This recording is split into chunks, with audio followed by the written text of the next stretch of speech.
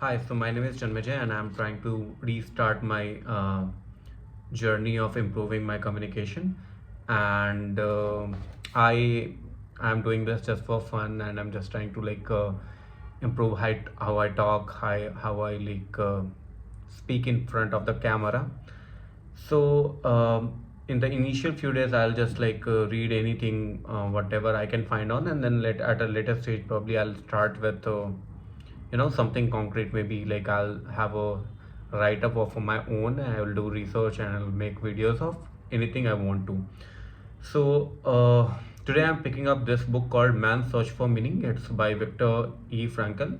It's kind of classic, with about a camp in which the Jews were placed, right, in the World War II, when Hitler was and Nazi Germany was basically prosecuting the Jews, and they were kept in a camp, and there was no hope of life, and yeah, how the person who survived this, he was a basically psychologist, probably even before he was placed in the camp.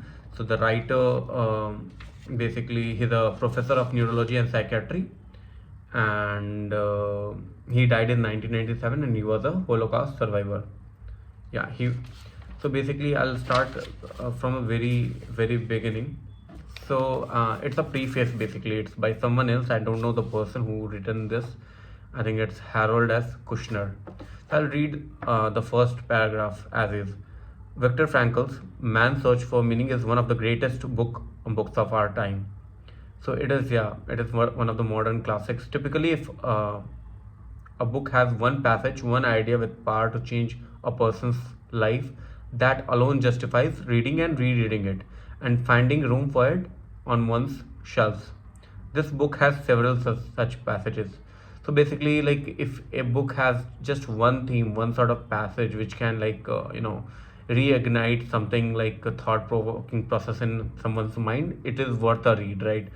And the preface says that this book has several passages of such things, right?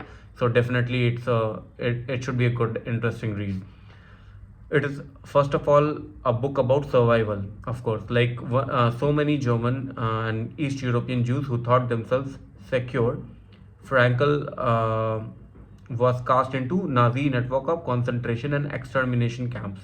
Miraculously, he survived, in the biblical phrase, a brand plucked from the fire. But his account in this book is less about his travels, what he suffered and lost, than it is about the sources of his strength to survive. Several times in this course of book, Frankl approvingly quotes the words of Nietzsche. Nietzsche is basically a thinker. I'm not sure whether I'm pronouncing the name right or not, but he's a great modern thinker. He's a philosopher. He who has a why to live for can bear almost anyhow. So it's a good quote. Like the will to live is like the will to live is like one of the most important support system of the life. He describes poignantly the prisoners who gave up on life, who had lost all hope for a future and were inevitably the first to die. They died less from the lack of food or lack of medicine than from lack of hope, lack of something to live for. By contrast, Frankl kept himself alive and kept hope alive by summoning up thoughts of his wife and the prospect of seeing her again after the war, and dreaming at one point of lecturing after the war about the psychological lessons to be learned from the Auschwitz experience. Clearly, many prisoners who desperately wanted to live did die, some of disease, some of in the crematoria. Okay. But Frankel's concern is less with the question of why most died than it is with the question of why anyone at all survived. So basically, the theme of the book is to understand why the people in the concentration and extermination camps survived despite such hardships and everything. So it also talks about the people who were first to die were the people who didn't had anything to live for, right? So they died inevitably the first, and the people who wanted to live, they had something to survive for. They also died because of some disease or some external factors. It was an extermination camp after all, so they died. But like the people who survived, they had the will to live, and the author had the will that he wanted to see his wife after all this travels he survived, right? But he's not talking about his travels, but the psychological impact and the lessons. His experience in Auschwitz, terrible as it was, reinforced what was already one of his key ideas. Life is not primarily a quest for pleasure, as Freud believed, or a quest for power, as Alfred Adler taught, but a quest for meaning. So yeah, we all talk about what is the meaning of life, right? And Freud believed that it's a quest for pleasure. We live for to like enjoy life, and Alfred Adler basically he taught that okay, it's a quest of power to like assert, dominate, like yeah, gain power. The great task for any person is to find meaning in his or her life. Frankl saw three possible sources for meaning in work, doing something significant. Okay, so even we seek some sort of meaning in what we do in our general life, in our corporate, in love, caring for another person, as Frankl held on to the image of his wife through the darkest days in Auschwitz. Like even like in Indian cases, like mothers live just to see their child is doing well and all, so they have that sort of meaning of their life to just take care of their child and all. And in courage in difficult times, so these are the three things.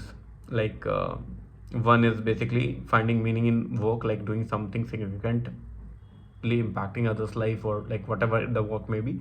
The other is like affection and love, and the third is basically how we have the courage to survive the difficult times, right?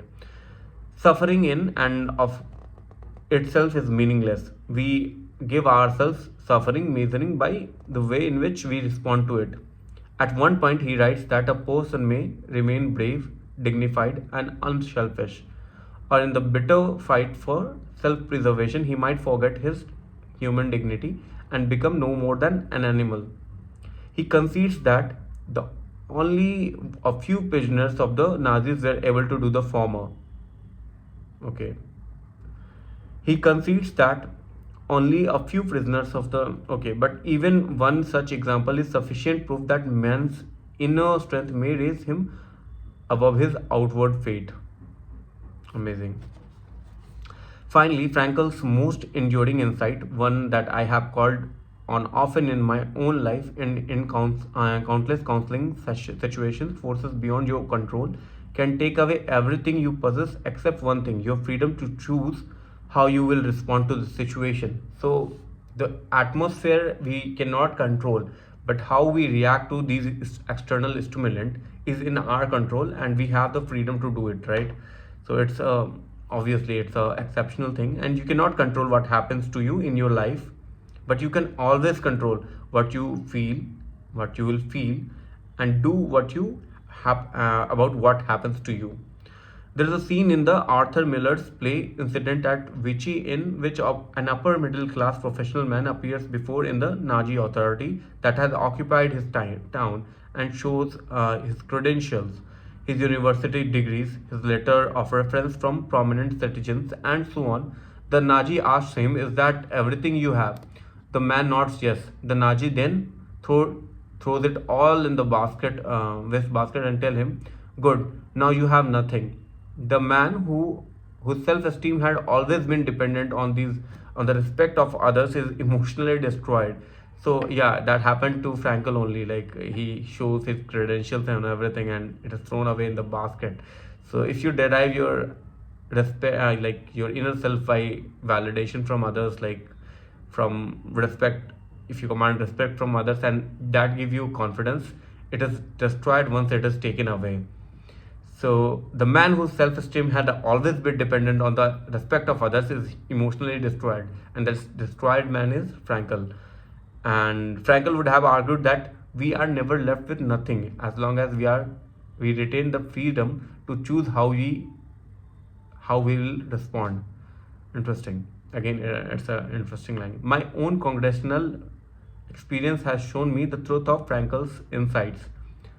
I have known successful businessmen who, upon retirement, lost all just for life. This happens to our families also, right? Their work had been given their life's meaning. Often it was the only thing that gave their life meaning, and without it, they spent their day and after day sitting at home depressed with nothing to do. I've known people who rose to the challenge of enduring the most terrible of afflictions and situations as long as they believed there was a point to their suffering. Whether it was a family milestone they wanted to live long enough to share, or the prospect of doctors finding a cure by studying their affliction, having a why to live for enabled them to bear the how. Again, like it's quite evident from what we have talked so far. And my own experience echoes Frankl's in another way. Just as the ideas in my book, when bad things happen, when bad things happen to good people, gain power and credibility because they were offered in the context of my struggle to understand the illness and death of our son. Frankl's doctrine of logotherapy, curing the soul by leading to it, finding meaning in life, gains credibility against the background of his anguish in Auschwitz. The last half the book without the first half would be far less effective. I find it significant that the preface to the 1962 edition of Man's Search of Meaning was written by a prominent psychologist, Dr. Gordon Allport, and the preface to this reissued edition is written by a clergyman.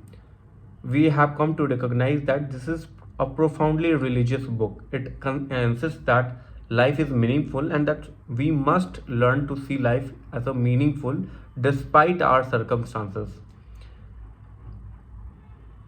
It emphasizes that there is an ultimate purpose to life, and in its original version, before an appendix was added, it concluded with one of the most religious sentences written in the 20th century. Our generation is realistic, for we have come to know man as he really is. After all, man is that being who invented the gas chamber of Auschwitz. However, he is also that being who entered those gas chambers upright with Lord's Prayer or the Shema Israel on his lips. Harold S. Kushner.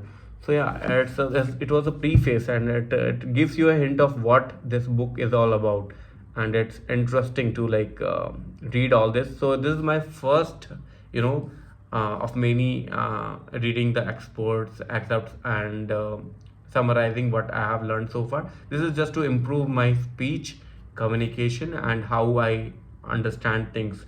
So initially I used to do only non-fiction stuff, but I'll start reading fiction stuff as well, because I heard that it increases your EQ and empathy levels. So I just want to understand how people talk, and that will only happen if I read non-fictions as well as fictions. So I'll focus on fictions from now on. So this is my first video. Thank you.